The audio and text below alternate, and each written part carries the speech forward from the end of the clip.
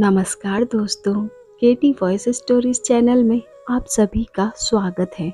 हमारी आज की कहानी है पहली दिवाली ससुराल की। रिद्धिमा के लिए इस बार की दीपावली बहुत ही खास है क्योंकि अपनी ससुराल में उसकी यह पहली दीपावली है। अब तक रिद्धिमा अपने पति शिशिर के अलावा ससुराल के किसी भी सदस्य के संग ठीक तरह से तालमेल बिठा नहीं पाई है। वह तो बस इसी इंतजार में है कि किसी तरह से शिशिर का वर्क फ्रॉम होम का झंझट खत्म हो और वह ससुराल को टाटा बाय बाय कहकर शिशिर के संग बेंगलोर चली जाए। एकल परिवार में पली बड़ी रिद्धिमा को यहाँ इस संयुक्त परिवार में सामंजस्य स्थापित करना बहुत ही कठिन लग रहा था। अपने माता पिता की इकलौती संतान होने की वजह से रिद्धिमा को अपनी कोई भी वस्तु किसी के भी संग साझा करने की आदत नहीं थी, लेकिन यहाँ तो आलम ही कुछ और था। सभी एक दूसरे की चीजें बेधड़क इस्तेमाल करते थे और वह भी एक दूसरे से अनुमति लिए बिना। लेकिन इन सब के बावजूद किसी को किसी से कोई शिकवा या शिकायत भी नहीं थी। यह सब देख रिद्धिमा को चिढ़ और आश्चर्य दोनों होता। कई बार शिशिर का चचेरा भाई ऋषभ शिशिर का कोई भी सामान जैसे shirt, T shirt, belt, tie, चश्मा, जूता जो भी अच्छा लगता उठाकर अपने साथ यह कहते हुए ले जाता कि भैया पहनकर लौटा दूंगा, और शिशिर भी उसे हंसते हुए ले जाने को कह देता। रिद्धिमा जब इस बात पर एतराज जताती तो शिशिर मुस्कुराते हुए कहता, अरे हम भाई बहनों में यह सब चलता ही रहता है।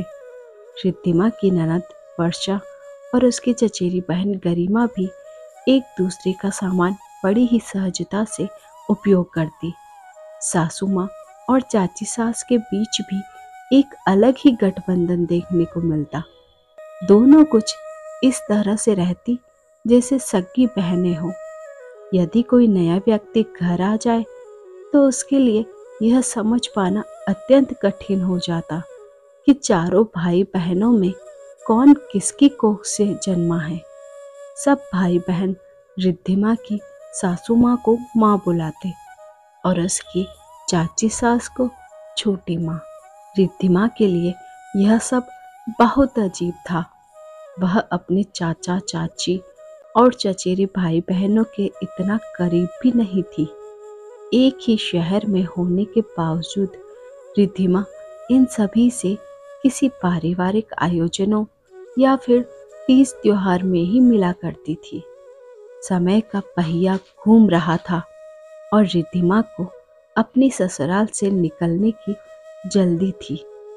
इसी बीच दीपावली से एक सप्ताह पूर्व घर की मुखिया रुक्मणी देवी यानी रिद्धिमा की दादी सास ने कहा, सभी अपने अपने कमरों की सफाई करेंगे और सफाई करने में एक दूसरे का सहयोग भी करेंगे। यह सुनते ही वर्षा और गरिमा खुश होती हुई बोली, ओके दादी, हम दोनों तैयार हैं। हमें तो दीपावली की सफाई करने में बहुत मजा आता है।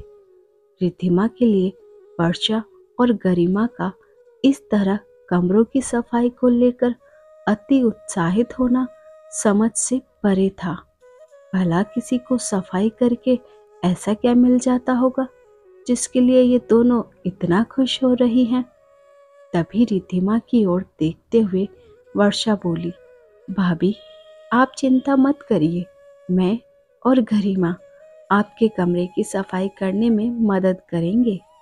वर्षा के ऐसा कहने पर रिद्धिमा बेमन से मुस्कुरा दी। दूसरे ही दिन से कमरों की सफाई शुरू हो गई।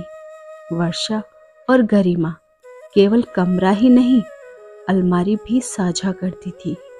रिद्धिमा नहीं चाहते हुए भी दोनों बहनों के संग सफाई में हाथ बटाने लगी और भीतर ही भीतर यह सोचकर कुढ़ती रही कि जो काम घर पर काम करने वाली गृह सहायिका को कुछ रुपए देकर कराया जा सकता है, उसके लिए दादी ने घर के सदस्यों को क्यों एंगेज कर रखा है?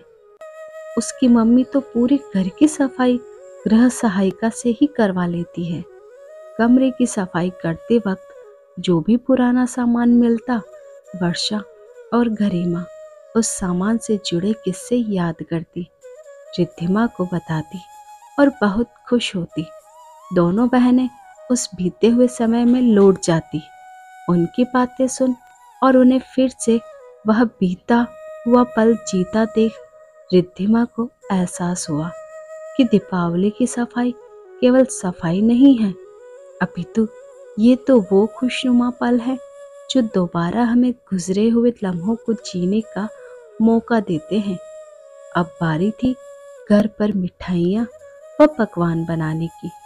रिद्धिमा का मन फिर शंकाओं से भर गया।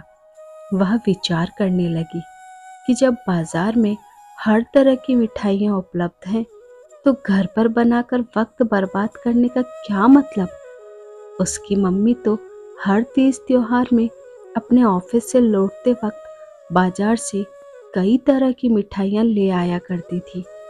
रिद्धिमा अपने सवालों के जवाब तलाश रही थी कि उसकी सासू माँ ने उसे रसोई घर में बुला लिया। जब वह किचन में पहुंची तो उसने देखा कि पूरा परिवार वहीं बैठा हुआ है। यहाँ तक कि उसके ससुर, चाचा ससुर और देवर भी वहीं बैठे हैं और पकवान बनाने में मदद कर रहे हैं। रिद्धिमा को बहुत आश्चर्य हुआ। थोड़ी देर अनमने मन से बैठे रहने के पश्चात रिद्धिमा ने महसूस किया कि पूरे घर का माहौल कितना खुशगवार हो गया है। सभी हंसी मजाक कर रहे हैं और त्योहार आने से पहले ही पूरे घर में रौनक छा गई है। धीरे धीरे रिद्धिमा को सब समझ आने लगा। वह यह भी समझ गई कि त्योहारों का सही आनंद परिवार के संग मिलजुल कर काम करने में ही आता है। अपनों के संग अपनी वस्तुएं बांटने का अर्थ अपना प्यार व अपनी भावनाओं को साझा करना और अपने रिश्ते की डोर को मजबूत करना होता है। अब रिद्धिमा के मन में ना कोई चिढ़ थी और ना ही कोई दुविधा। वह दिन भी आ गया जिस दिन दीपावली थी। उस दिन रिद्धिमा सुबह से ही सबके संग दीपावली पूजन की तैयारी में जुटी रही। शाम को जब पूरा परिवार लक्ष्मी पूजन के लिए इकट्ठा हुआ तो दादी ने कहा, दीपक घर की सभी लक्ष्मी साथ मिलकर जलाएंगी। रिद्धिमा को कुछ समझ नहीं आया और वह अपनी सासू माँ की ओर देखने लगी। तब उसकी सासू माँ मुस्कुराते हुए बोली, दादी के कहने का मतलब है कि घर की सभी बेटी बहू माता लक्ष्मी का स्वरूप है, इसलिए दीपक हम सब साथ मिलकर जलाएंगे। माता लक्ष्मी जी के समक्ष दीपक प्रज्वलित करते हुए रिद्धिमा का मन भी रोशन हो गया और उसने प्रण लिया कि वह हमेशा दीपावली पूरे परिवार के साथ ही मनाएगी। धन्यवाद दोस्तों, आई होप आपको हमारी ये कहानी पसंद आई होगी। अच्छी लगी हो तो कमेंट करके बताएं और वीडियो को लाइक शेयर सब्सक्राइब करें और बेल आइकन को प्रेस करें